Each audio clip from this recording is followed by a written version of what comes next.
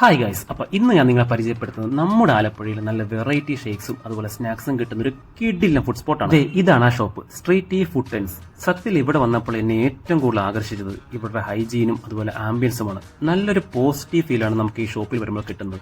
ഫുള്ളും വാംലേറ്റ് കൊണ്ടാണ് ഇവരിവിടെ സെറ്റ് ചെയ്തിരിക്കുന്നത്. അതുകൊണ്ട് തന്നെ വൈകുന്നേരങ്ങളിൽ നമ്മൾ ഫ്രണ്ട്സായിട്ടൊന്ന് ചില്ലിയാൻ വരുമ്പോൾ തന്നെ ഒരു പ്രത്യേക വൈബ് തന്നെ. ഷോപ്പിനോട് ചേർന്ന് തന്നെ ഒരു പ്ലേ സ്റ്റേഷനും ഇവിടെ വർക്ക് ചെയ്യുന്നുണ്ട്. അതുകൊണ്ട് തന്നെ വരുന്ന കസ്റ്റമേഴ്സിന് അത്യാവശ്യം PC ഗെയിം കളിച്ച് ഒന്ന് എൻജോയ് ചെയ്യണമെങ്കിൽ അതിനുള്ള സൗകര്യം ഈ ഷോപ്പിൽ അവർ പ്രൊവൈഡ് ചെയ്യുന്നുണ്ട്.